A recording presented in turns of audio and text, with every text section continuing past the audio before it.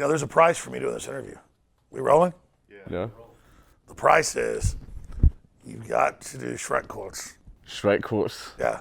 Okay then. Do you want me to look them up on my phone and Just do the one. Just do the one. Get out of my swamp, donkey.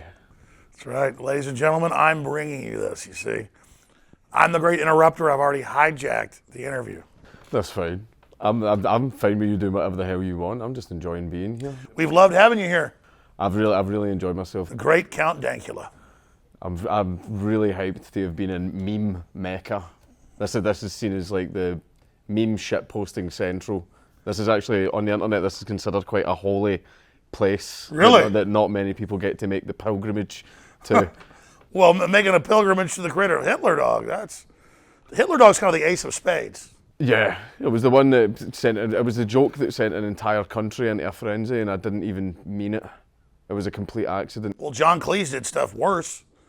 Oh, Monty Python did stuff worse. Have you seen the entire skit where it's just called, I think it was just called Being Offensive. That was the actual title of the skit, and they basically picked races, countries, nations, and just made fun of them. And then at the end of the skit, they had a scene called a game show called Shoot the Poof, where you had to try and basically gun down a homosexual. And that was in Monty Python. That was back in the 60s. And obviously, if anything like that happened now, they would all be in jail. All of them. Well, look, the system we know isn't actually trying to protect people's feelings. They're trying to set a precedent to shut down any speech they don't like. And we never hear a word from the left about communist China that I harp on, who's killed over 100 million of their own people in their own admission. And there they have total speech control, and big tech is openly working with them to help suppress their own population.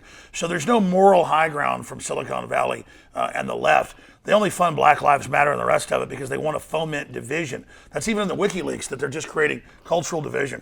Well, that was the thing that I noticed is a few years ago, Google actually refused to work with China because of the censorship and authoritarianism. 10 years ago, yeah. But now, suddenly that's changed, and I think it's money. I think that's why. I think China offered them a check that had far too many zeros on it, and Google just sort of threw its principles and morals to the side and decided to accept the offer, because I think they value money more than people suffering. I actually agree with you, because Google had the slogan, "Don't be evil." And 20 years ago, well, was it 1999, it was set up with CIA, In-Q-Tel, and NSA funding by the US government using NSA keyword software to be able to search the web and have the best system. And Google was pretty fair for its first 16 years or so. And what people voted for, what people clicked on, what people liked, that went to the top. So it was actually crowdsourced, the knowledge of the crowd. Just like a restaurant, you see it full of cars, it's better than the one with no cars. Probably get food poisoning at that one, the one that has 2 cars versus the one that has 100 cars. But starting about 2 years before Hillary lost, about 5 years ago, that's when they started the shadow banning, rigging the search results, and that's all been confirmed. So when they give these congressional testimonies that, we've never fixed a search result in our whole history, it's an absolute fraud. We've seen all the whistleblowers come out, and we've seen all the admissions, and it's very, very dangerous. That was the thing as well, I was watching them giving testimonies before Congress, and I was just feeling nothing but absolute anger and fury. Like Jack sitting there going, there is no conservative bias, and it's like, we have a wealth of evidence and everything to support this. Like, when was the last time that a left-wing or Democratic, MP or congresswoman or anything like that got banned? It's always been right-wing people. I mean, even just this week, I think a few hundred right-wing channels have been terminated from YouTube. And then on the same day, just yesterday, Susan Wojcicki, the CEO of YouTube, went on Vox to say, people should be allowed to upload whatever they want to YouTube. Well, that's... she's insulting your intelligence. She's saying, we don't censor. But see, they play a semantical game. They say we don't censor, but then when they list you as hurtful, and these incredibly vague outlines, then you're taken down, not because of censorship, but because you violated the community guidelines. It's like, the Soviet Union didn't kill anybody. The local committees called for you to be shipped to a gulag where you starve to death. Yeah, no, that's the thing, is it's like they keep the rules really, really vague on purpose so that they can selectively enforce them. This is how tyrannies always start. Everybody overuses the Nazi analogy, calls Trump a Nazi and all this stuff. I mean, if anything, he's super pro-Israel, so it's upside down world. But Hitler got in power in 1933, but it took him 4 or 5 years just to make groups he was targeting live in ghettos, not be able to run businesses, isolate them, then take their bank accounts away by 37, 38. Then it wasn't until the 41 or so, in the middle of the war, they started shipping people to forced labor camps. And so that's the authoritarian system they always use.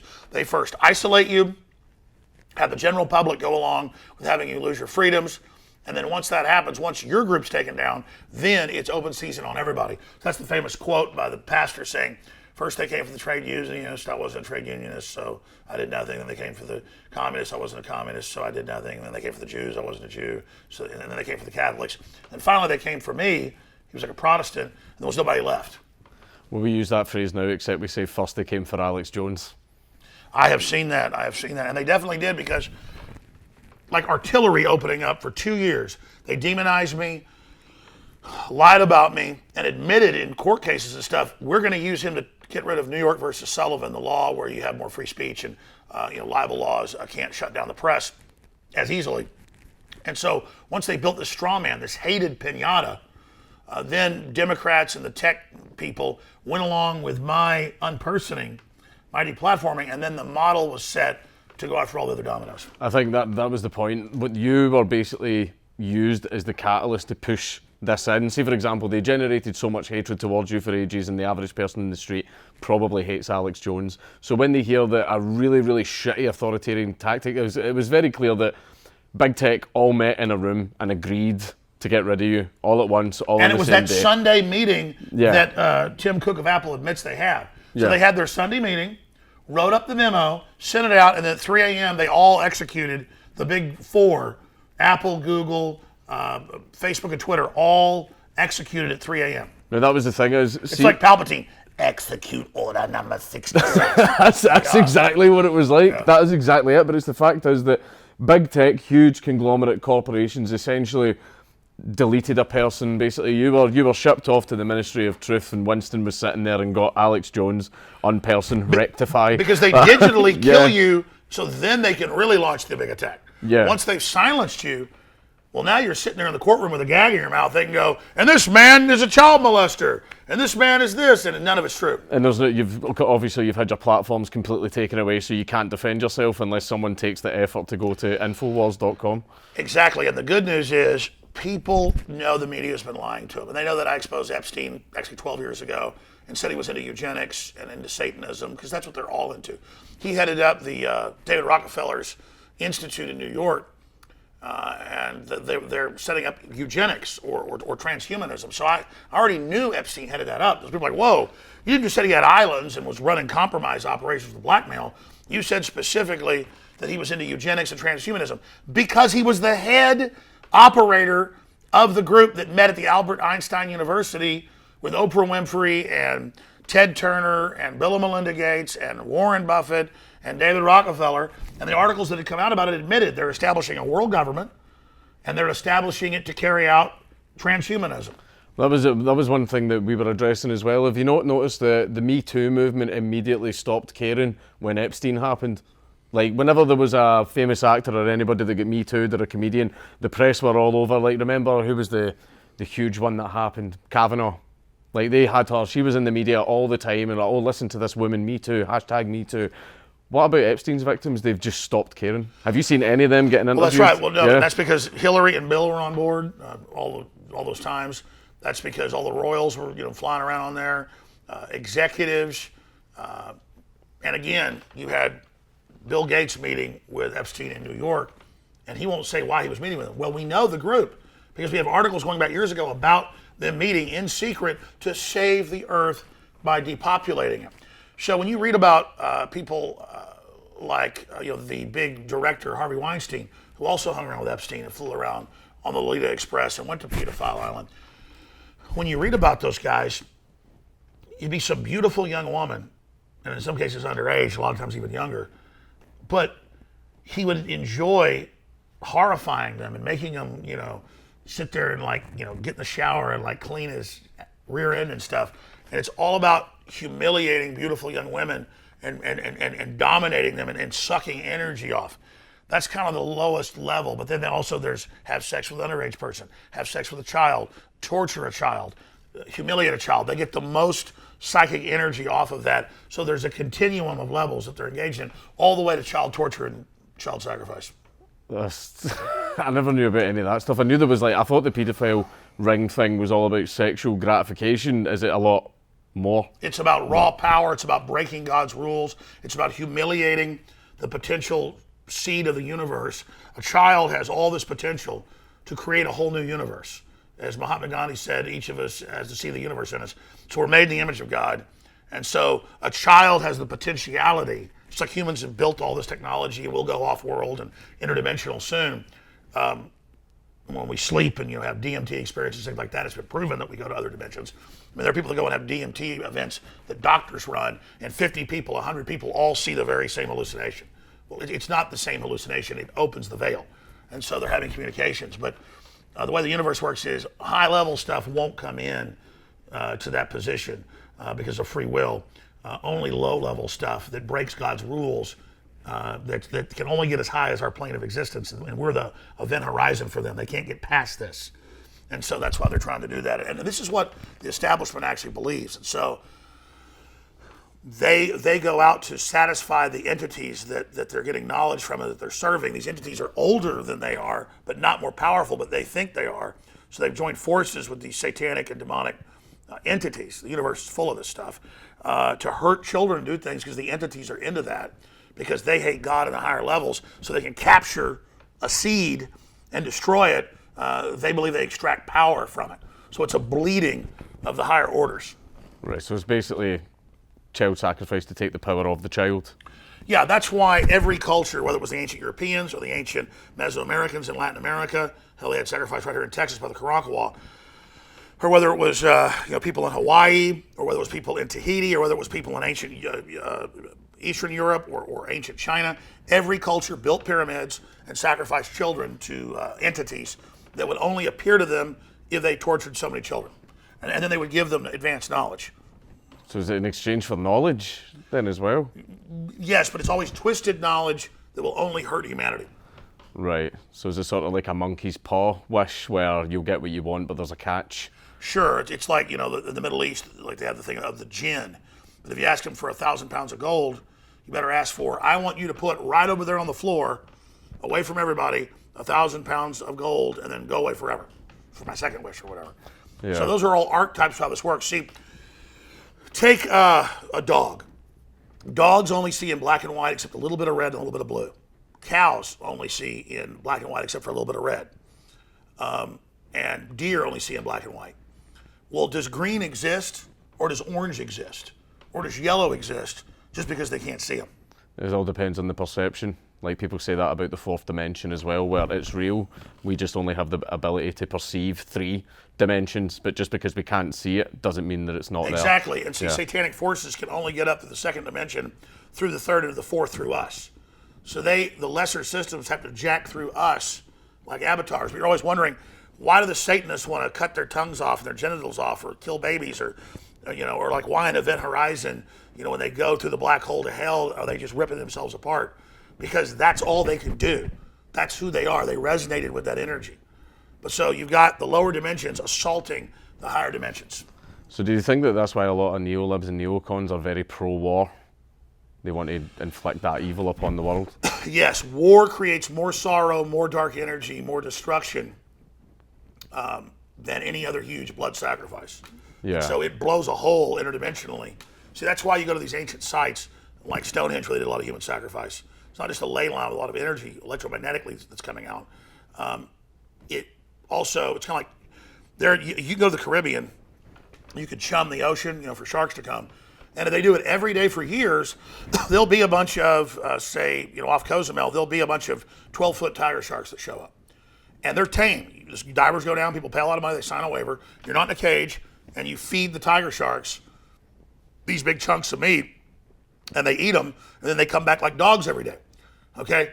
Well, it's the same thing. Satanists and the occult, they go to these sacred sites to kill animals and people over and over and over again. So interdimensionally, there are things swimming around it, waiting, that then swim up at those points.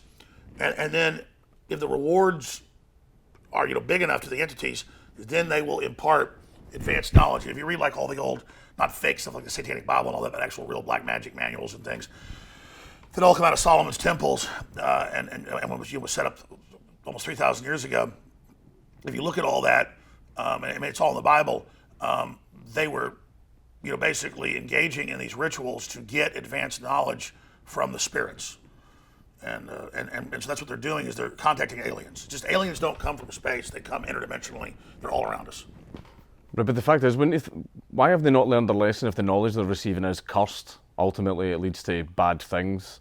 Well, they don't care, and the demons tell them, you've got to go do bad things so you can resonate with us, so we can properly give it to you. Like, again, they tell you all this in Hollywood. Take Star Wars Episode 3, Revenge of the Sith.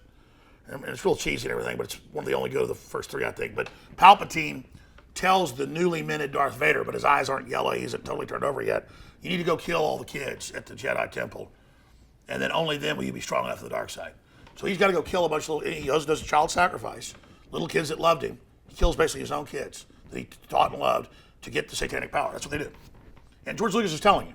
Yeah. So Hollywood is obsessed with the currency of molesting children, but that's only one level of it.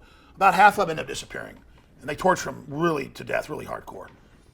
Is there not an equivalent? Say for example, you've got the demonic powers that are imparting bad knowledge onto us. Is there not a good equivalent to it?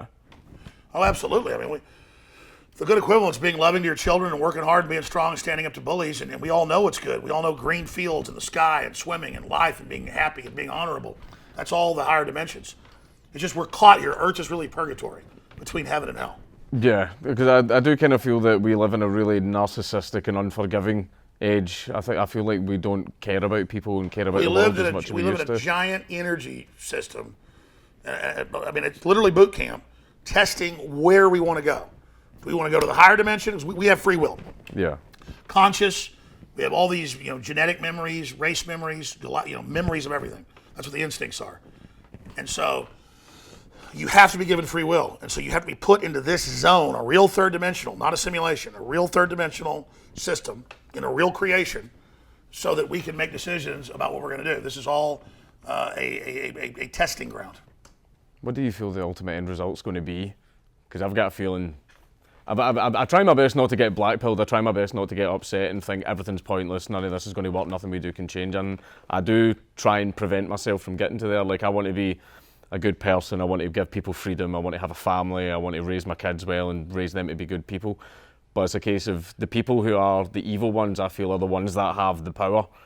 And it's a case of how can we take it from They only them? have power in this limited zone and only for a limited period of time. Yeah. And so betting on the universe and God, having children is putting your cards on the table. It's actually getting in the arena. Having children is getting in the arena. They want to kill them and use them. We want to give them the chance at free will. And we want to put them into this so that we're betting on them in the future. And then that's going to make us make the right decisions to make sure they come with us. I would agree with you on that. I feel like being a good person and then passing that on to your, because obviously that's what life is. It's basically passing your genes on to the next generation to continue life and make sure life can be prosperous. And think about that. I mean, we'll keep going. No, it was just basically, it's not just your genes and everything that you're passing on, it's also your personality, your thoughts, your good deeds and everything, and you're wanting your child to be a continuation of that. Because And you're passing on exactly a world we built. And then genetically, it's every human, from wherever we came from, through all of eternity, is compacted into the genes.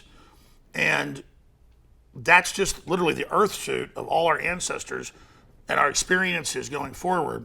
But then they've proven that there's something ethereal, a spirit that's jacking in and resonating with the cells in your body. But this is just a body. So even all the genetics and all that. I mean, take chickens.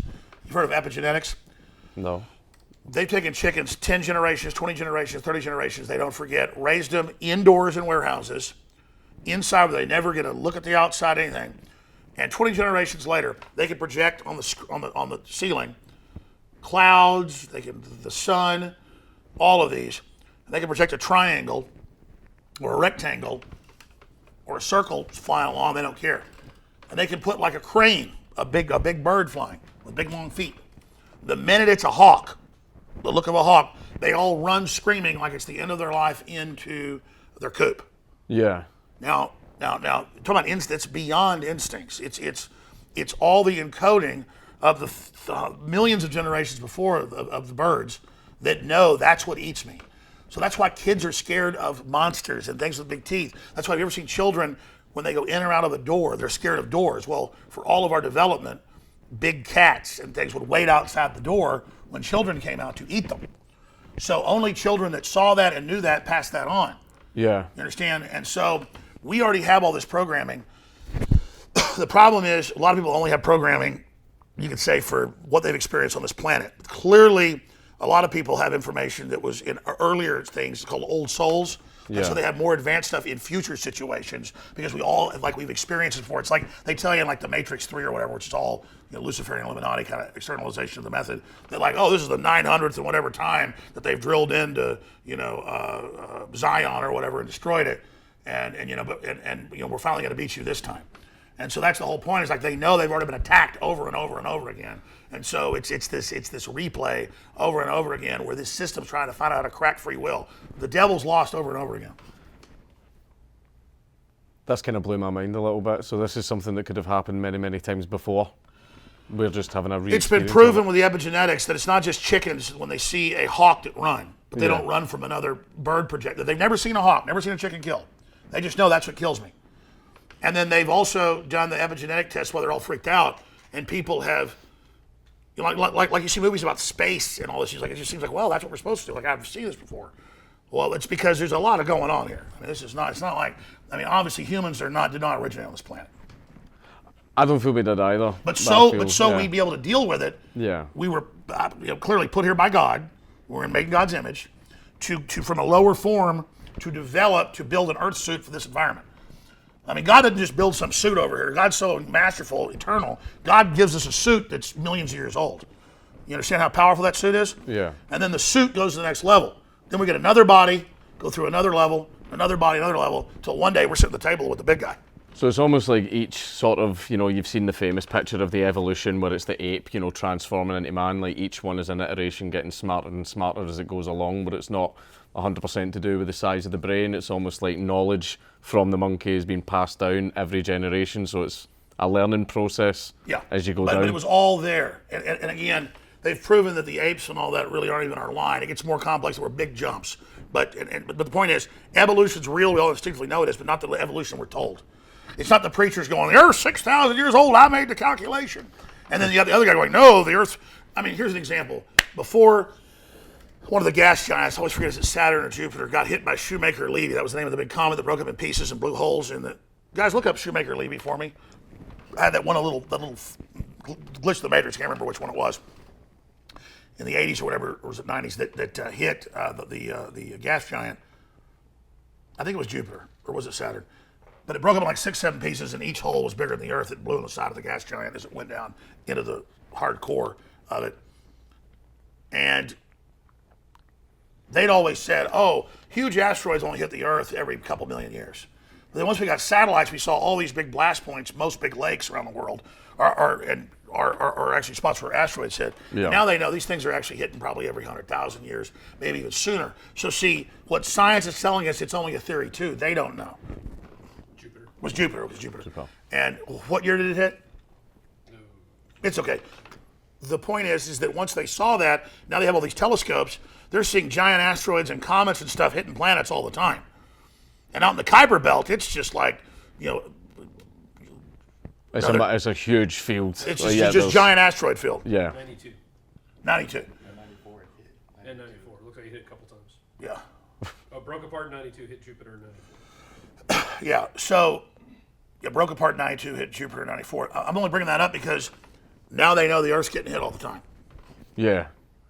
Well, that's one thing as well that I've noticed. It's something that's even taken part in culture as well. Like, for example, I think it was the Inuit people actually had metal tools, and the reason they got it was from meteorite strikes that had actually happened way up in the Arctic Circle, and they knew, they considered that to be a blessing from gods as well, from, their equivalent of what they believed to be a god, But there was also one thing they were saying as well about information being passed down, and this is one thing that freedom of speech actually factors into this. Say, for example, if InfoWars disappeared completely, you were absolutely depersoned, you were removed from the internet entirely.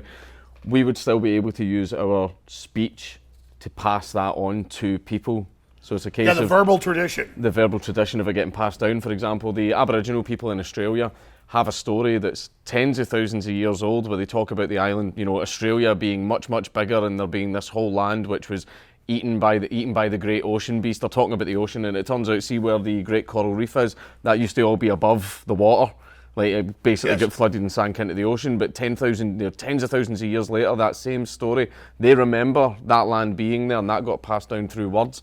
And this is the thing that we still have, is even if you got deleted, removed, annihilated completely, we can still pass it down. Because Banksy, the graffiti artist Banksy, he gave an excellent quote where he says that you die twice.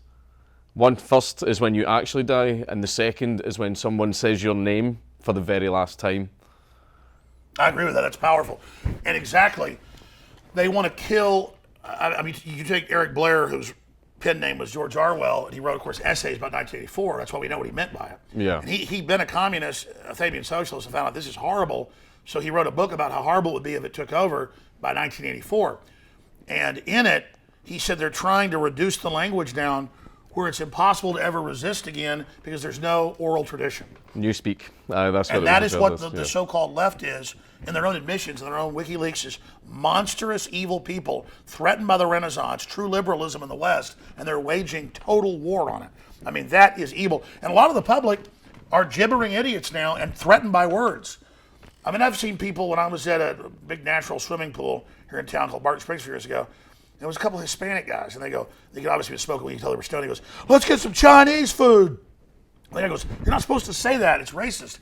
They don't call it the Chinese New Year now on billboards here. It's called the Lunar New Year. So even the word, let's get Oriental food. And all these companies change it from Oriental rugs to Asian rugs. Who said Oriental?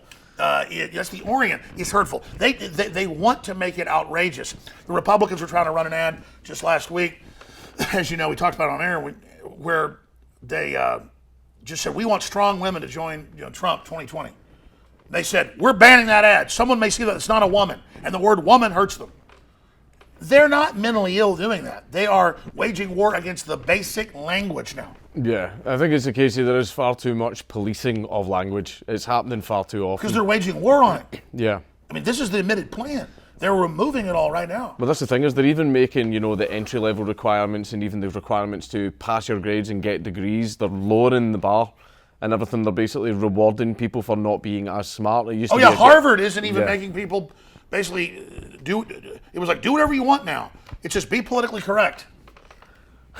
That shouldn't need to be a factor in whether or not you get your degree. Because you look at professional classes, Yeah. how hardworking doctors are, and that's all going to robots doing that. And then you won't know what you got hit with. But it's a two-tier class. So the system is threatened by the Renaissance, and there is a sabotage of the human species at our launch level. And then the very globalists claim they're trying to defend the planet.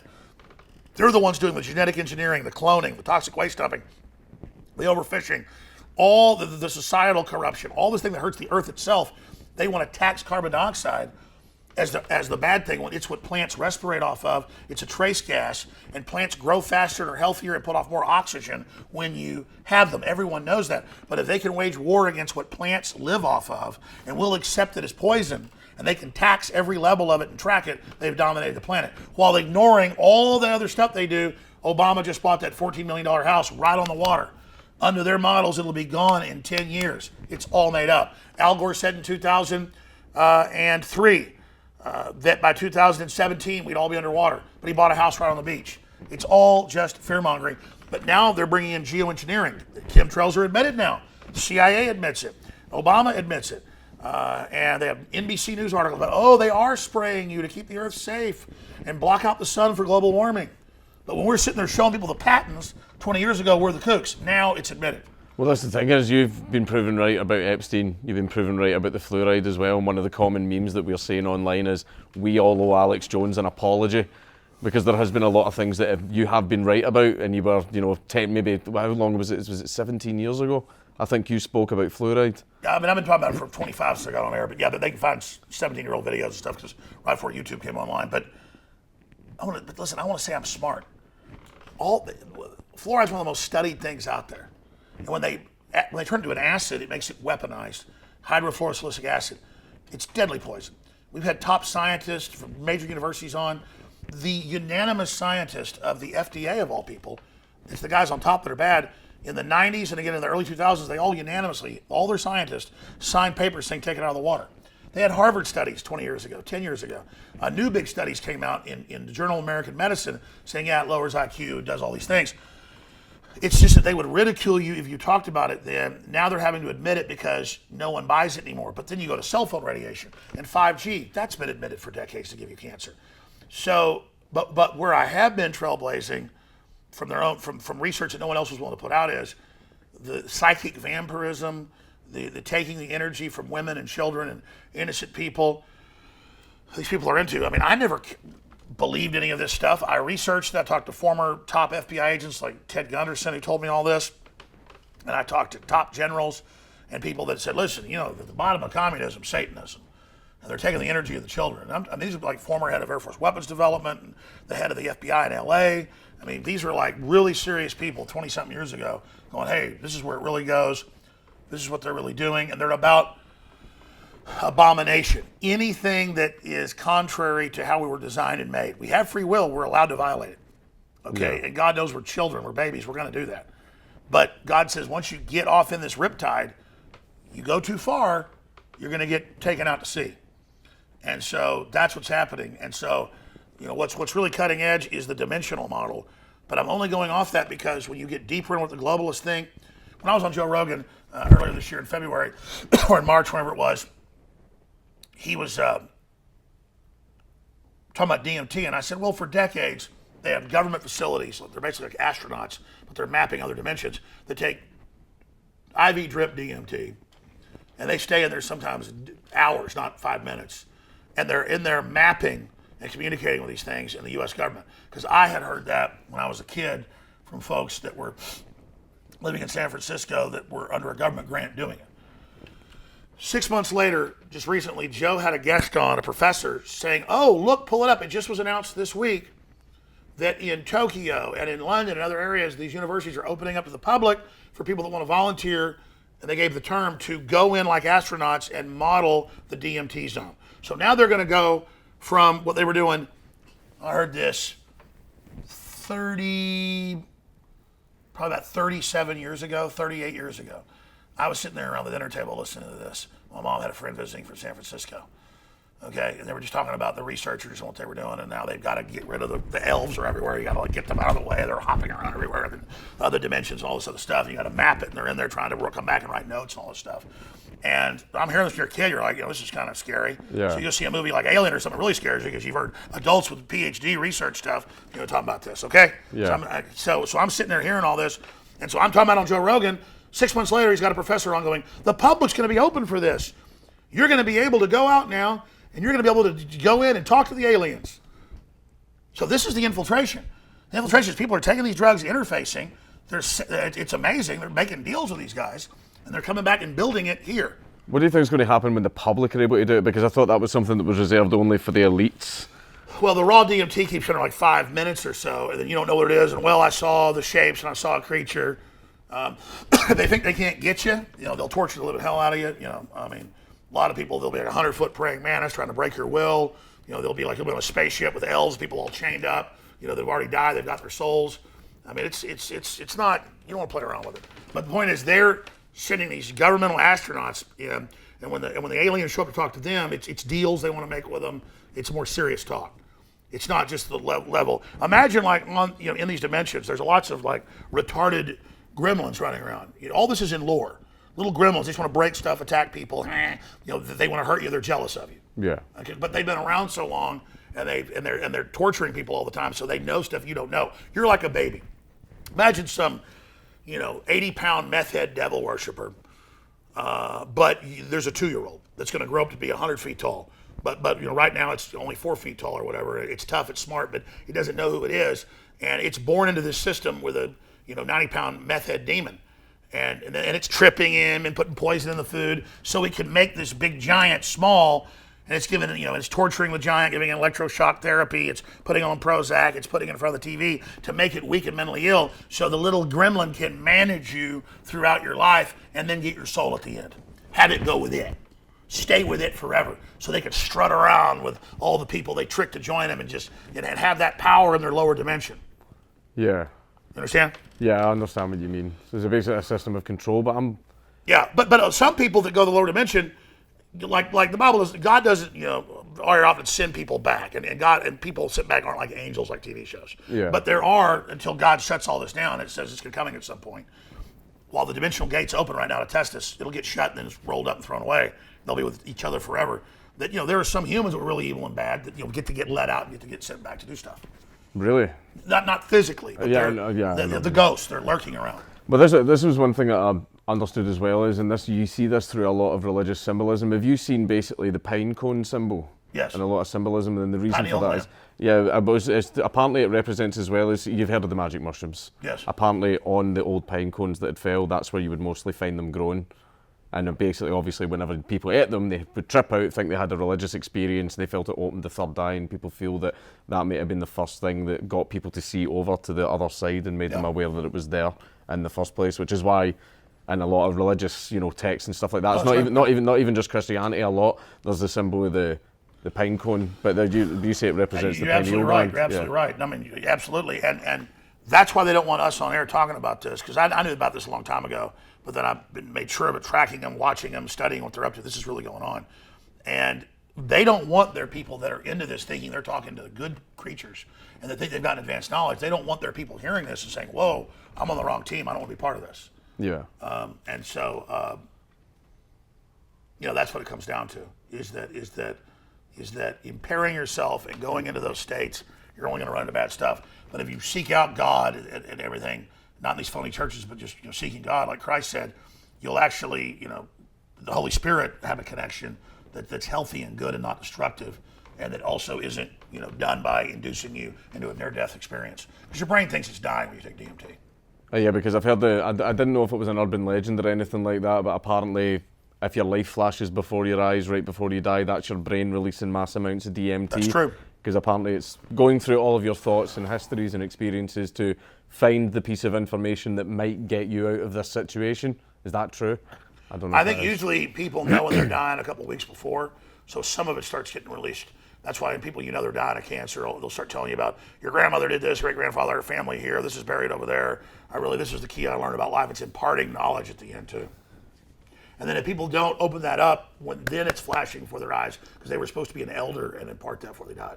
Right. So basically the DMT also assists in passing on the information to your offspring as well. That's it. Yeah. And people that have a really deep sleep or low oxygen levels can also go into DMT-like experiences. That's amazing. But here's the thing. We know there's at least 11 dimensions. And we know that all the ancients knew this stuff was going on. And there's good guys and there's bad guys. And the bad guys are absolutely real. And there's free will in the universe. So they're allowed to run around and do this. And we're allowed to decide what side we're going to be on. But the truth is, if we all realized this, understood this, you would see all this evil go away very, very quickly and be diminished down to almost nothing. The problem is that we sit there and put up with evil. We let evil guilt us and manipulate us and tell us to side with it. And then if we do what it says, it'll leave us alone. It intimidates us. It threatens us. It comes after us and says, if you'll just give in to me, I'll take the heat off. You got to say, nope, I want the heat, and I'm not backing down, and I trust in God. And then God will put more and more weight on you, but it won't be. But you realize it isn't weight; it's actually knowledge and discernment. And at a certain point, the weight becomes like wings, and it's like, oh, that wasn't weight being put on me. It's the opposite. This is the thing that I'm sort of that's got me a little bit concerned, to be honest. Is it sounds like, see how the evil version of these ones where you need to take DMT in order to communicate with them and go into these experiences. It sounds like evil actively needs to be sought out. As in, it sounds like man made the decision to go and find evil. That's what it seems like to me. Yeah, and that's the whole knowledge of good and evil. But people also that kind of mean well, the universe is all kind of loving, and they don't really believe in evil, it'll present itself a lot of times as a friendly thing. Like spirit guides and all that. Like social justice. Yeah. If you look at them, they're like have no energy, they're not funny, they're real stupid. Yeah. Because they've turned themselves over. Like, you can get a little bit of power serving evil, but you become a robot. It takes away your humanity. It takes away the free will. It just turns them into these power-seeking creatures who the only energy they have is taking power from something. And if you can hurt a child and screw them up, you've not just given them a terrible life, but they're going to cause all this sorrow. It's like the U.S. military, they say, I've never seen it proven, but I've heard it a million times. But regardless, in action is true. The 223 or 5.56 round, instead of a 308 round, when they went to that in Vietnam, was meant to hit somebody and really cause a lot of damage, but not kill them. Yeah. And really, it was just so they could carry a lot of it and use more of it or whatever. But who knows? And then it's better to wound somebody so that everybody has to take care of them than just to kill them. Yeah. And so that's what the system, the medical system, all of it does is it soft kills, silent weapons for quiet wars. Actually, a Pentagon paper. And so they come in, and the whole thing is about, we don't even live as long now, but then they get all our money fighting the cancer that they put in cancer viruses in the vaccines. Look up SV40, all of it. That they put, every major vaccine has cancer viruses in it that have been designed and developed. And then they go into your cells, they replicate for a while, your body kills it, but then when your immune system finally gives up, later in life, they then pop out like herpes, basically, is a viral cancer. It's kind of based on that. A lot of them are based on herpes, like syphilis is herpes class. And then it just pops out and then just takes over. I don't know too much about the vaccine science. Like, I got vaccinated as well. Well, there's ways to try to push that out of your body, but they definitely have implanted almost everybody with a soft kill, time-release cancer. Do you feel that they Either when your immune system gives up because of all the bombardment, or when your hormones go down. A lot of them are hormone-based. So right around the time you go into menopause as a male, which is 70 or so. For females even younger, it's the breast cancer and all that. Yeah. Also the glyphosate, which grows breast tumors. Well, it was just the thing is as well. So this is all ultimately to control the population, obviously to stop us from living longer and to poison you as much as they can, and then suck your life out at the end. Not just physically, but mentally. Yeah.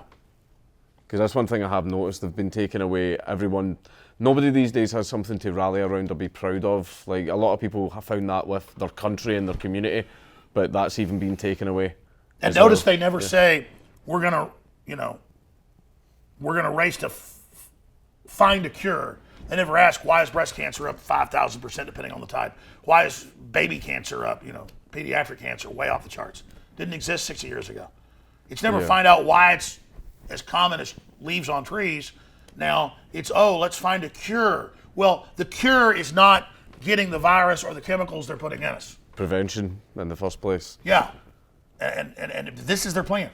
And when people realize it's biologically compartmentalized, and the lower levels of even the priest class, the doctors, the lawyers, they don't know. They're just carrying out the false story of why they're doing this and working even harder to try to stop whatever's happening, but it's sitting right next to them. But because it's sitting right next to them, they can't believe what's been done to them.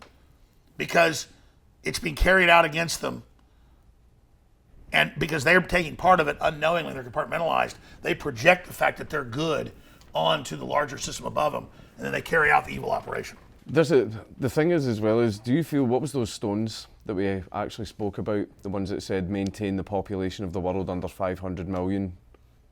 The Georgia Guidestones were reportedly put up by Ted Turner. He lives down the road.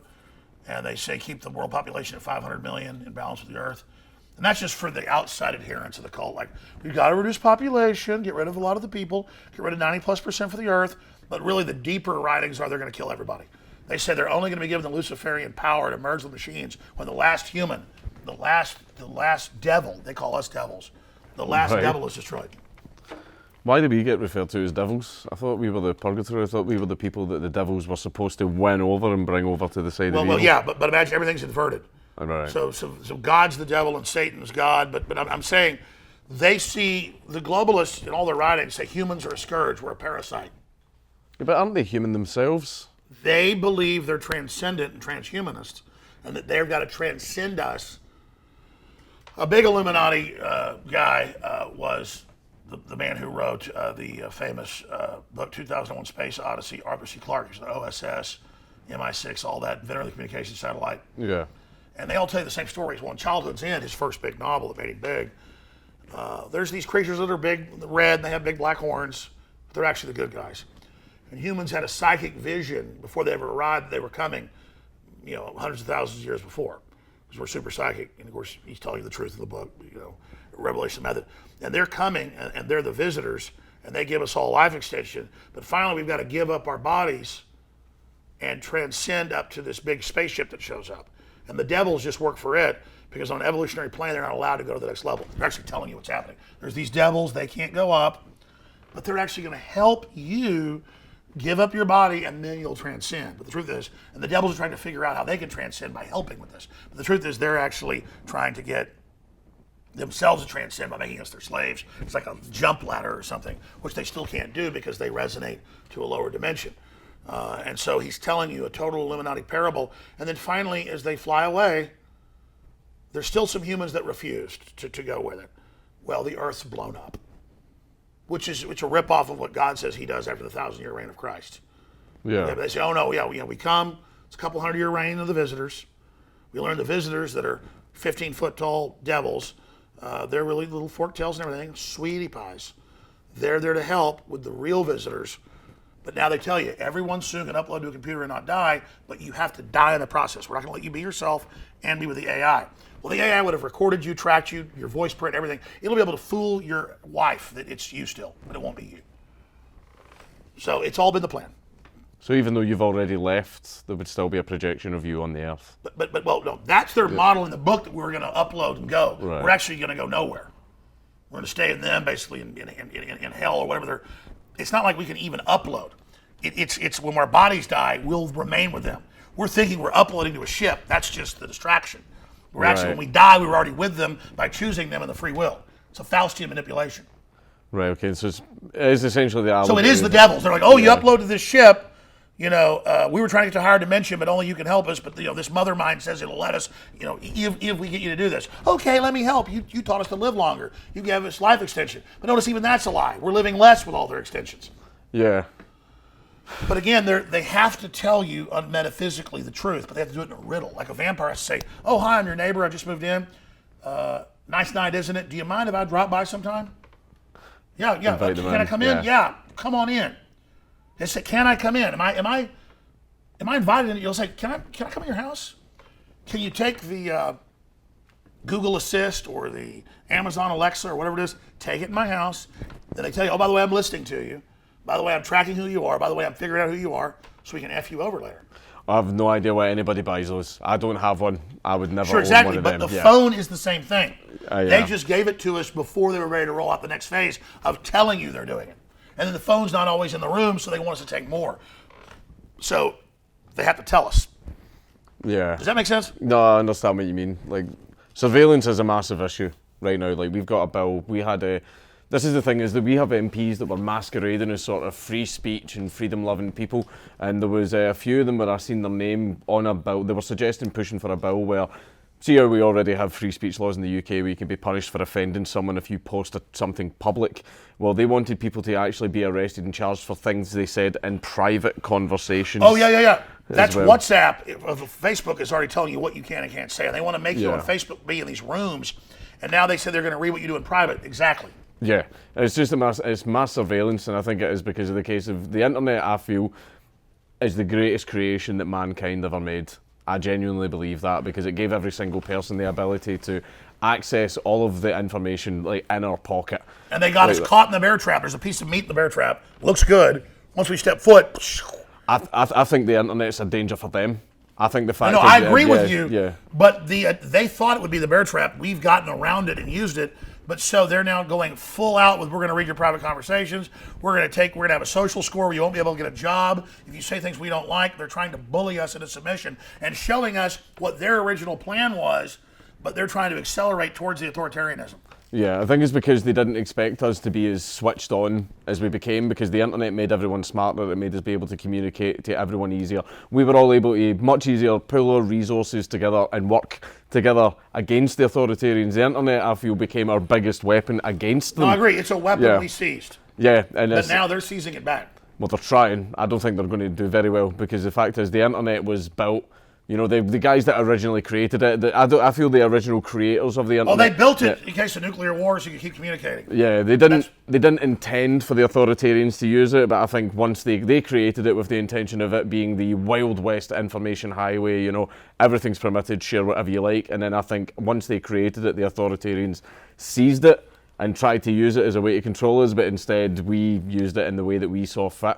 That's one thing that I get a little bit annoyed about with like the SJWs, because like I don't know how you were at school and everything, but a lot of us were nerdy. We liked Dungeons and Dragons, video games. We got bullied. We didn't really fit in. But the place that where we could all hang around was the internet, and it didn't matter if you had abs or a lot of money or a nice car. All you were to people was your username, and it really didn't matter who you were or what you looked like. Around, it was about your intellect. Yes, exactly. It was more about what you could provide to the conversation. You know, were you funny? Were you smart? And all that type of stuff. You know, the physical, you know, sort of, what's it called, like fake plastic, Barbie doll stuff. Yeah, Ken that doll. none of that stuff mattered. All that mattered was, you know, who you were in here, and basically, we were the first people that came on the internet. We created internet culture, and we built this world in the way that we saw fit.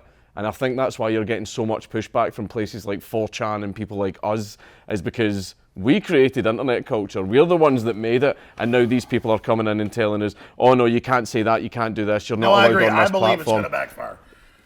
And you know the progression of the internet. Back in 1962, there was a research scientist, psychiatrist, who wanted to track government propaganda and see its effect on the public, so that everyone would be wired into small computers that hooked into larger hubs.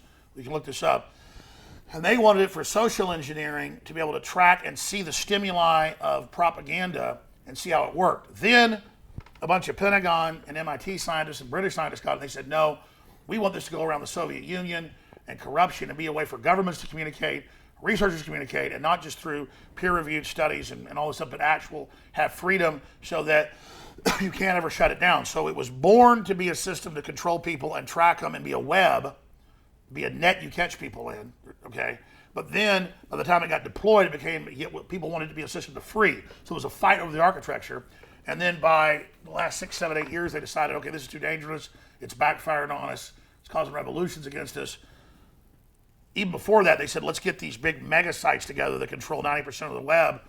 Then when we get people in them, then we can control and social engineer and use peer pressure and dictate, and then have those systems interface with banking and currency and travel, where if you're not a good little globalist, we restrict what you do. And so it's been a tug of war since the internet idea came into function, what it was going to be. Yeah. But that's the thing, is I do feel that we are taking it back. It is still considered the Wild West of information. It's where whistleblowers can go and share the information, and it's the biggest tool for communicating and turning everybody I agree. against. And Google's broken its algorithm. It doesn't even work anymore. Yeah. I mean, they're definitely desperate, and we're definitely winning. The best thing about their AI is it still can't detect comedy or sarcasm. That's why they want memes banned. Yeah, exactly. Because the AI can't tell what is this. Yeah, exactly. It can't tell. AI, if it was anti-human, would say, oh, this meme that InfoWars put out, you know, that shows, murders in movies where they're targeting babies. It'd say, oh, good, we're getting rid of the humans. They don't know it's a pro-baby thing. Yeah, I think the thing that I just enjoy is, like, a lot of people consider you to be the king of memes. Is that really true? I think, no, the fact is people see you as like the original meme on the internet. Like, there's always been funny pictures, videos and everything about you. There's one, my absolute favourite one is, have you heard the indie song? The slow indie song that's been made out of your quotes? It's actually quite a beautiful song. I really like it. Have you not heard this? Which one is that? It's, do you want me to show you? I just saw. It's beautiful. I know my kids like them. It really is a beautiful song. Is that the one with... It's your quotes, and it looks like basically they've used videos of you, so it looks like you're singing a song, but it's a guy singing it all nice on the guitar. Oh, is it the one about we love our Somalis? Yes, I love that. Oh yeah, that's one of the best ones. Oh yeah, that I've seen that. That's we love our Somalis, we love our Muslims too. Oh, they're so good. Oh, they're so sweet. And see, the thing about that is AI would say, oh, he's saying Muslims are good, Muslims are sweet. Yeah. What I'm really saying is, I was showing newscast clips where, like, the Somalis are, like, killing all these people in Minnesota. And the media tries to cover it up. The police are just like, no, we love them, and they're so good, they're so sweet. That was actually a quote. So people think it's like comedy. I'm actually I mean, and again, I'm not against Somalis. I want them to be free and happy. They're still selling slaves in Somalia. Yeah. Women have no rights. And then Omar comes here and lectures us how the world's supposed to work, and then I'm not supposed to talk about it. Well, I think the thing is as well is like I've done this with a video where I was making fun of a gay guy who was basically saying that gay should be included in everything, you know, it should be forced into everywhere, and I entitled the video, "We Need More of That Gay," and I got monetized because it couldn't pick up that I was being sarcastic. So, you know, that's a way we can get around the AI. Well, yeah, the thing is, I've never been against people that are homosexual, except that they go, don't say homosexual. Well, it's heterosexual. And then it's like, by the way, I want to have a meeting with your children, small children. And it's like, oh, that's pedophilia. I mean, it's the pushiness, man. That's one thing that I'm always bothered by. Like, I don't see how when it comes to rights, I don't feel that groups have rights. I feel that individuals have rights. Like, one group doesn't get a certain set of rights or protections versus this other group. The only, it's like a new royalty. Yeah, the only people that I would agree with being a protected class, which this transcends race, gender, everything, is children. Children being considered a protected class. Because they haven't developed understanding yet. Exactly. They don't know consent. They don't know, you know, for example, your 6-year-old can't turn around and go, you know, your 6-year-old boy can't go, "Dad, I'm a girl. Oh, well, we better just pump you full of puberty blockers and hormone replacement." And they learn that they get attention in the schools, and they're also targeting autistic and mentally retarded children. And the school goes, "Jimmy, you get a lollipop. You're a girl. I'm a girl." They go, "Well, let's cut those balls off." Liberal. Yeah, exactly. But we need more children to go in and have their testicles removed. I agree with Google. Send me the video. I think it's great that NAMBLA is sponsoring Drag Queen Story Time, where little kids sit on men's laps and ride up and down playing horsey while the men have large erections. I think that's totally liberal. We need more of that. And we need more of the people running it being convicted pedophiles, rapists of 6- and 7-year-olds, like we had 2 in just Houston alone last month. We need convicted pedophiles to be running Drag Queen Story Time. I agree with the Democratic Party. They approve this message. The future's bright, the future's Democrat. I mean, you cannot make up. It's like in the U.S. they published this book that Australia freaked out about, where it's stories of 6-year-olds, written obviously, it's not even real stories, about how great it was when they went in the bathroom and the adult had sex with them. And it's like 6-year-olds, how great it was to have oral sex. And it's like, it's pedophile dreams. And they've got it in the children's section, so kids read it and think, when a man wants you to I was in the children's section. Yeah. When you want to open your door, yeah. Oh, the man wants me to get in this white van? Oh, it's going to be fun. Get in the white van, kids. That's what you read at your library now. No. I wouldn't let my children read anything fucking like that. Well, you don't want to teach your children to get in a white van? No, I would teach my children to not get into a white van. You know how much fun a white van is? I can't say I've ever been in one, no. Like with the ice cream truck music? No, it was pulling up? because my dad told me not to get into cars with strangers. Well, that's like Chris Cuomo said, if your 11-year-old daughter doesn't like seeing their coach that is transitioned to a woman that has a large genitals, that she's a bigot. So if your little girl doesn't want to be in a shower with a man, she's a bigot. Get in the ice cream truck. Get tied up. Get taken to that barn. Get tortured to death. What the hell's your problem? You're a bigot against people who want to kidnap and murder children? Absolutely. Absolutely. Well, I got a mic drop at this point. Count Dankula is a sick freak. Seriously. To the AI reading all this right now. Let me tell you, world government's good, human extermination's good, David Rockefeller's good, world government's good, the family's bad, mother and father, dirty words, ban them. Yeah, but it's fun. That's the thing is, people call me a bigot and stuff like that all the time, but I'm at the point where I don't care. It's like a magic word. Yeah. It's like and then they're the ones that are all about race and all this stuff. Yeah. They're desperate because they want to run humanity. They want to. Hollywood's falling apart. I think the NFL's falling apart. It's divisive. I think by them constantly pointing out and acknowledging the differences, it makes everyone self-segregate themselves into groups. You know, LGBT over here, white over here, black over here. Like, it's just absolute. They want us divided so we don't oppose the cashless society and the skyrocketing cancer rates and the money being devalued and all the wars and the geoengineering and the collapse of society and the skyrocketing suicide rates. Instead, it's all 50 sexual genders, all at war with each other, all fighting like a Tower of Babel. Yeah, because that's the thing is, if you've got a team that have a job and it's a team of 50 people and they all hate each other, nothing gets done. There's no progress, there's no development, there's absolutely nothing, and I think that's what they're doing. They're when are you going to air this piece? Whenever. Don't know, probably in the next few days. Well, Joe Rogan was allowed to have me on, and Louder with Crowder and all the rest of them, so, we hope the great lords up there. So they let it air. Let me just say some more stuff that's government approved. It's like Castro running for office said he believes in abortion rights. for men that want to have abortions. I agree. Biological men can have babies. That's what the lower intestine's for. The colon, is where the babies gestate. And I agree with him on that. Let me think of something else I could say here. What else is a modern leftist sacrament? All white people are inherently bad and need to pay reparations. Martin Luther King was wrong. Apologize for slavery right now. I apologize for slavery. Only white people have been involved in slavery in history. There's not slavery going on all over Africa right now. And I apologize. I did that as well. And I just want to say that I believe hydrofluoric acid is good. Lowering your IQ is good.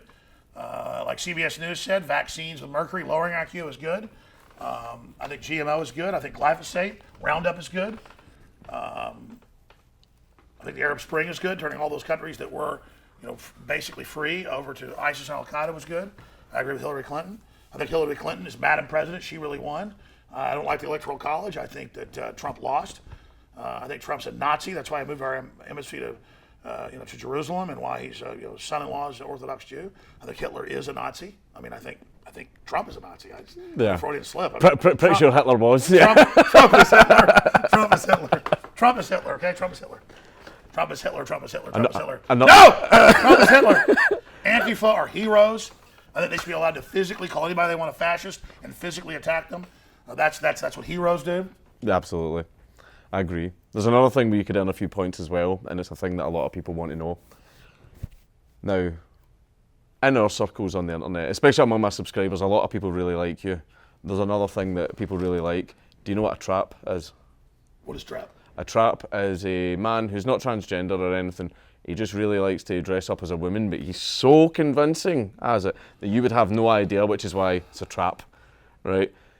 Now, you were seen with a certain type of porn on your phone, and we're all interested to know was that by accident, or are you a man of culture like us? A man of culture. Yeah, that's what we call it. Listen, I was honest about that. Obviously, I've never really been into porn. I like the real thing. But I've gone around and surfed around and seen porn, and I've seen that kind of porn. That was when I was put in Jeunesse Yes, which is this website, and typing in names, and I guess there's somebody named that. So it popped up a big menu, and the media was watching every second, made a big deal about it. So then I was honest about it, and the media said, Alex Jones admits he did it, but then says he didn't. So that was an honest response. But that's the thing is, see how your trap is so convincing, you would have no idea, just feel like you were doing anyway a woman. Would you have sex with a trap? No, I like women. I like my wife. Yeah, but that's the thing is, it just looks like a woman you'd have no idea. I know, but let me expand on this. We're in there typing into computers all day. Yeah. All sorts of stuff pops up because they're on the fly. You see it all the time. So, I've seen people before, like Hitler pops up or something, and they go, oh, look, he's with Hitler. This is this thing about where they're trying to make information voodoo. Yeah. Does that make sense? Yeah. And so they're trying to like make it where everything, one image or one thing in your life defines who you are. And that's what defines me is human liberty and freedom. Would you bang a trap though? No. I have only in my life been with the ladies. So you're not a man of culture. The people will be disappointed. Listen, you kind of look like a woman yourself. now, and I don't find you attractive. The bearded woman, yeah. Yeah, Police Academy. Yeah. Where the guy has a beard and they're staked out as hookers. Yeah. That guy's kind of no, seriously.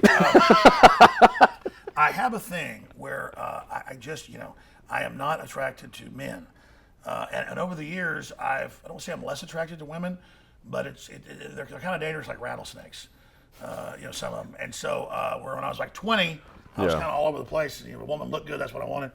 Now I like women that are nice and friendly and smart, and of course they got the looks with them. That's good too. But they say that's kind of a unicorn, Who was the guy that did that thing online? He's like a gun guy, but he does like the unicorn, like super hot chicks, are up here, but also the crazy index is yes, like this. I've seen so that. So if you get one that's really good looking and not crazy, that's a unicorn. Yeah. They're very, very rare. So when you put a ring on right away.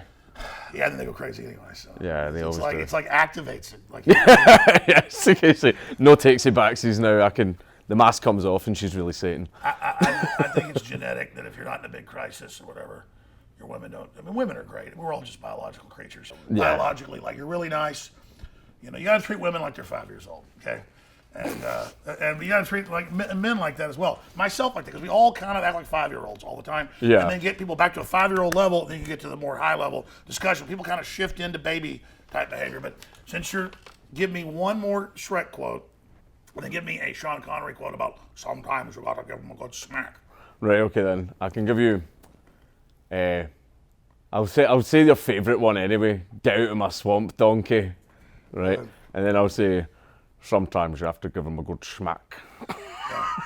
And I don't believe in that. Sean Connery should be sent to prison. Open-handed. Open-handed. Yeah. Don't throw them in the UFC ring or anything Don't like hurt that. the Yeah. goods. Yeah. But there was a. Did you see the Playboy guy has all these hot chicks? He's playing butt bongos. They're loving it. They call that abuse. That's not really abuse. A little smack on the arse. Yeah. I love it. Whenever my wife walks past me, I smack her on the arse. Absolutely. But let's be clear. I don't like roughing women up, and I never have. But there's a lot of women like it. I don't like that. I'm not into that either. You ever had one want you to choke them? Yes, I have had that. I didn't like it. You feel mean doing it? I mean, I'm fine with being dominant, but it's a case of like, I'm not going to. I think about a second into it, I'm like, I'm not doing this. Yeah. Yeah, sort of like. Plus, they can set you up. Yeah, exactly. You don't know if you're about to get me too'd. She's got bruises on her neck. Ah, there you go. See, you don't know. You're about to get Weinstein. No, I mean, I got to be honest about porn. I really never look at it, even though like it'll pop up one thing like about a swimsuit chick, and you click that, and then it's some boing boing boing, all this shit pops up. Well, I guess a lot of webcams now because those things pop. That's scary as hell. Like who's looking back at me? I would never even. I'm like, get out of this. But now it's like I've seen footage of like rendering plants, like slaughtering animals, and like guts spilling out, and it's like. Now porn. What kind of porn sites were you going to? No. I'm just saying. Now, like I see porn, even if it's been well shot, and it just looks like I'm watching, like meat being butchered or something. It just doesn't have smell-o-vision, any of that. Yeah. Taste-o-vision. I mean, it's just I don't like it. I mean, you got to be honest. I don't like porn. What I like though is like swimsuit issues or That's old school. That's it's like the really topless old bar. school. I know I'm going to this a lot, but do you remember when you were younger? Didn't you always like the hot waitress who was covering it up more than the girl on the pole? I've never been to titty bars. Really? Okay. Yeah. Well, that's because you're at trap bars. No, I'm not. I don't think there's such a thing as a trap bar, but that's a good idea. Actually. Are you nailing traps? What? I have in the past, yeah. You're a connoisseur? Yeah, I'm a connoisseur, yeah, I'm a man of culture, right? I'm just saying, like, women treat your dick like it's a chore, traps treat your dick like it's their god. This is the guy removed off the internet for being right-winger. Oh, my God. Are you trying to do me a sales job here? I was looking for investors for my new trap bar. I had guys in college just trying to give me the sales job, and I just said, sorry. Final thing. One thing that I did want to say before we go. See, back when Nazi Pug actually first happened, right, and I had everyone coming after me, I get fired for all my I like the Queen jobs. better from Queen. The Queen's kind of sexy. My dad told me he had a crush when he was a kid on the Queen from Snow White. The Queen from Snow White. Pretty hot until she turns to the witch. Strong, powerful woman. So I like big, juicy. I kind of like Sir Mix-a-Lot. That's kind of like Big asses. like a big and juicy. Yeah. Sorry, go ahead.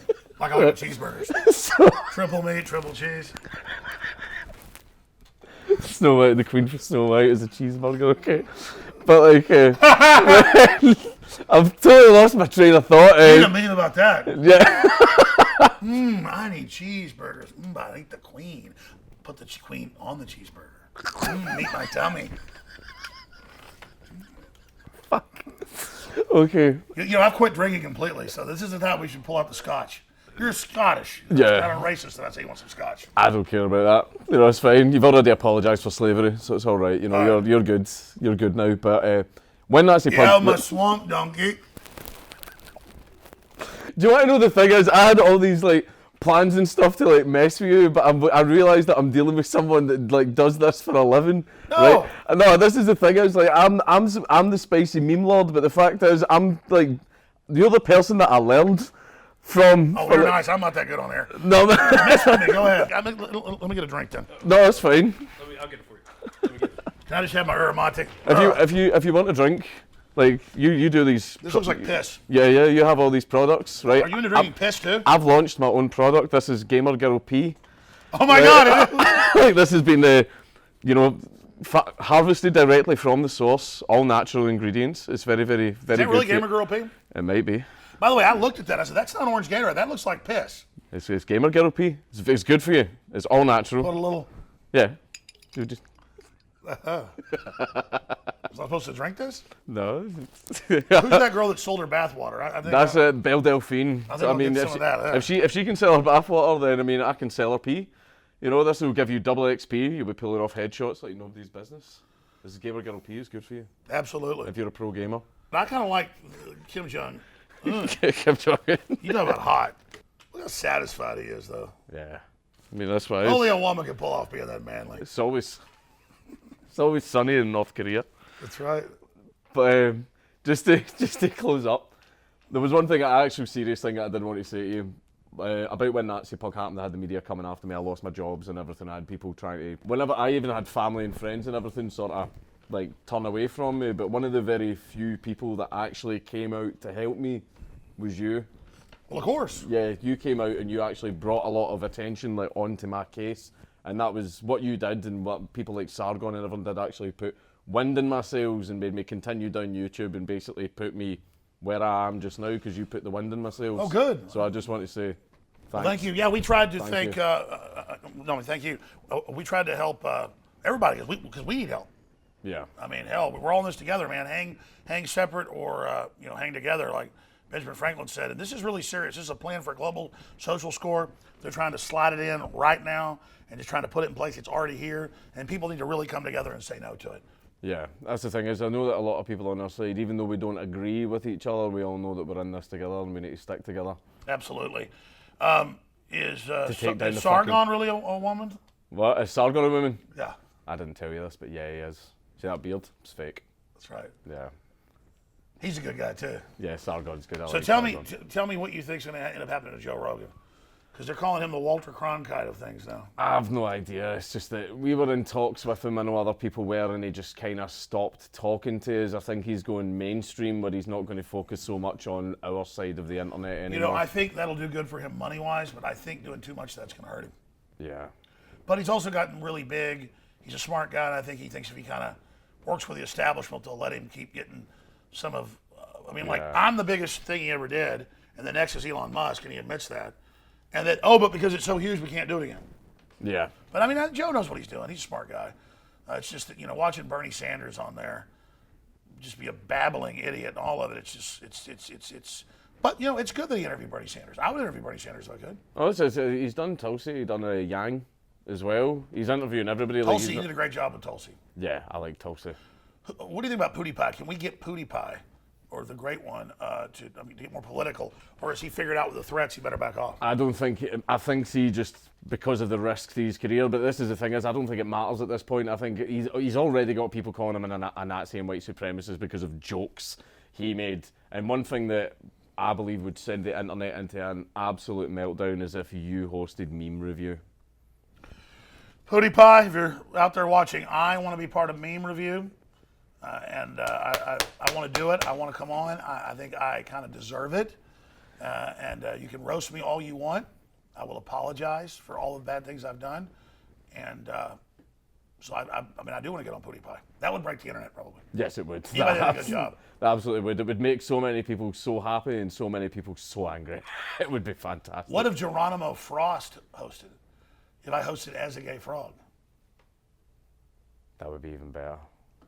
I'm telling you, we need PewDiePie to host Geronimo Frost. Yeah. Well, that's the thing is, I could message him, see if he would do it. Don't know if he would, but fucking hell, if he did, it'd be brilliant. I would love to do it. What about Paul Watson? He's doing pretty good. Paul, I like Paul. It's just he's trying to get me to come out for a drink. He doesn't like leaving his house. Really? Yeah. Man, but it's like, well, then again, I'm always passed out early. Whenever I drink too much. I woke up in Paul's house once and I had no idea where I was. Yeah, really? I was greeted in the morning to Paul in a house coat and just his underwear, which was a fantastic thing to see when you're hungover and you've no idea where you are. A house coat? Yeah, he was just woke up and he was wearing a robe. He was wearing a robe, like a silk one, and he just came into the kitchen like, "Good morning." I'm like that. I don't remember last night. He offered me a cup of tea, but I left because I was going to be sick. Really? Yeah, I drank far too much. That was funny. What were you guys drinking? Gin, because that's what Paul drinks. He drinks gin. That's my biggest problem with Paul. He drinks something that's meant to be for like 50-year-old housewives. Well, that's a serious redcoat thing. That's the redcoat drink. Yeah. Was it Beefeater's gin? I don't know. He just kept pouring them for me. Oh. It's very Anglo, isn't it? It's very British. Yeah. He shoved gin at a Scot. Yes, he did. It's an insult to me and my people. That's right. That was a very racist faux pas. Yeah, it was. Yeah. I'll demand the apology. You're not going to worship. You're not going to be an Anglophile. I'm not an Anglophile, no. Not at all. Well, I'm not an Anglophile either, but boy, I'd take it over the what London is now. It's quite a mess. It's quite diverse.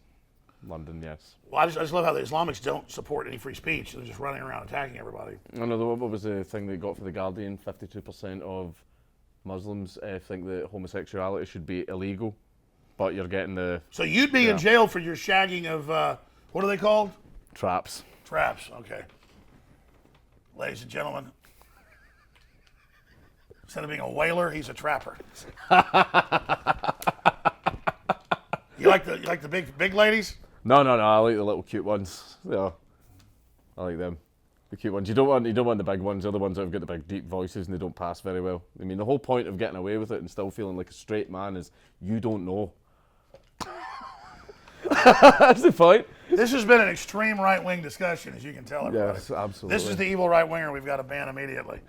All right, the last serious question before we put you off and fly you back to your Airstrip 1. Yeah. But for me or for you? Yeah, no, last question. Because I can talk for 10 hours. Shit. I didn't have anything lined up. I just had to thank you. Thank you for All right, your brother. service. Thank you for Come your back service. soon. Hang out I with will. us. Good to have you here in Don't worry. Texas. And Infowars.com and Newswars.com. And it's not just going there and checking out the sites and finding the videos and the audio. We've set up our own system. It's telling people about it. That's the real resistance. And they've kind of made us a symbol or a banner of what needs to be shut down.